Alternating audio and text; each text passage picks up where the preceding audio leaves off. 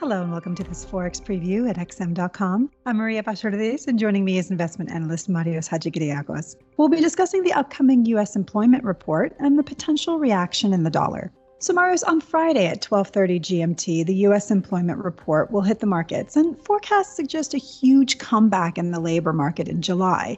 But why is this the case if the U.S. economic recovery is losing steam? Hello, Maria. Well, that's the million-dollar question in a sense. So it has a lot to do with when this data was collected. So specifically, the non-farm payrolls number comes from a survey, and that survey is done in the second week of each month. Now, in the second week of July, yes, infections were rising, but a lot of the business closures hadn't happened yet.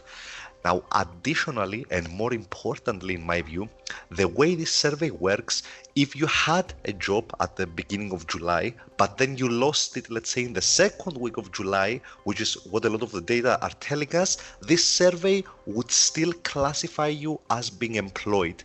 So long story short, because of how these data are collected, it's probably too early for the jobs report to reflect what other data points are telling us about the setback in the economy. Now, that doesn't mean that we may not see a disappointment though. My base case scenario, or rather the most likely scenario for me, is that NFP might disappoint relative to the 1.6 million forecast, but still remain positive. So if I had to go with a number, I would choose something closer to 1 million, for example. Now, as far as the dollar is concerned, we might see a negative reaction if indeed the non-farm payrolls miss the mark, but I wouldn't expect that reaction to be massive because a lot of pessimism has already been priced into the reserve currency. Okay, and what else should we be looking out for? Well, the biggest variable besides the jobs report will be what Congress does this week. So Congress right now is working on a new relief package. A lot of benefits, unemployment and such have already expired last week. So that means that millions of Americans will see their incomes being hit. Now, the worrisome part is that the latest reports suggest that lawmakers are not close to a new deal.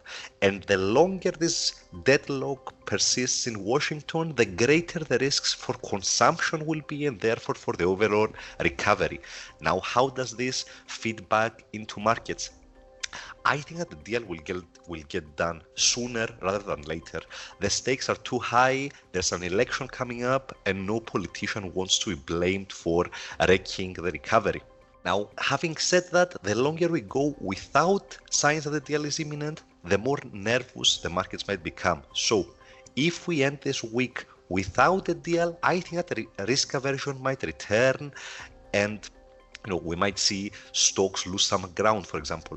But once a deal is found, that could reignite risk appetite and could give the markets the green light to push even higher. Marios, thanks so much. And thanks for joining us at xm.com.